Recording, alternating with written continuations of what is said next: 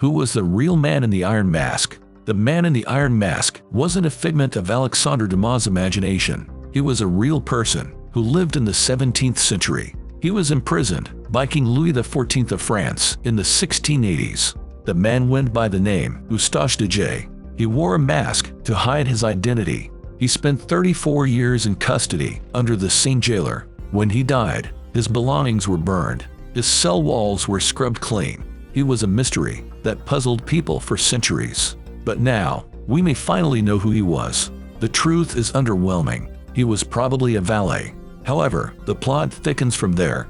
Paul Sonnino made the discovery in 2016.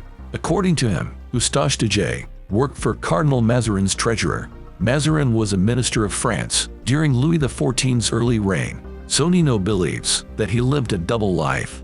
One as a statesman, the other as a loan shark. Allegedly, he embezzled funds from clients like Henrietta Maria. She was the widow of Charles I of England. Louis XIV may have been aware of these activities. In 1669, he negotiated with England for a war against the Dutch. He feared that the issue of Mazarin's estate might get in the way. De Jay probably uncovered evidence of theft. De Jay must have blabbed at the wrong time. Sonnino concluded that's why he was arrested. He was ordered to hide his identity or risk being killed. He couldn't utter a word except about his actual needs. And so de Jay became the man in the Iron Mask. Wait, but was the mask even iron? Sonnino's research indicates that it was velvet. The mask wasn't a permanent fixture. De Jay likely wore it during prison transfers. He was incarcerated in 4 different prisons. These included Pignerol, Exilles, and the island of Sainte Marguerite. De Jay was also held in the infamous Bastille. Velvet masks were a popular accessory at the time. Women used them for sun protection, fashion, and even anonymity during illicit encounters.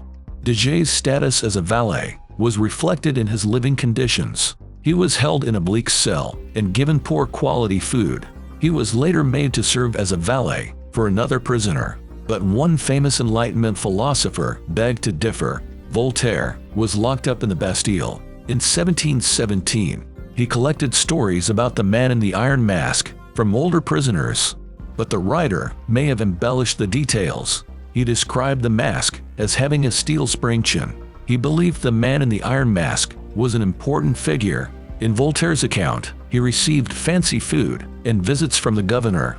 He supposedly had refined manners and even played the guitar. Alexandre Dumas theorized that the man was Louis XIV's twin, but he based his character on second-hand descriptions. The real Eustache de Jay died in 1703 at the Bastille. He succumbed to a sudden illness. He was buried in the fortress's parish church, Saint-Paul-des-Champs. The church and its yard no longer exist, but the tale of the man in the Iron Mask lives on.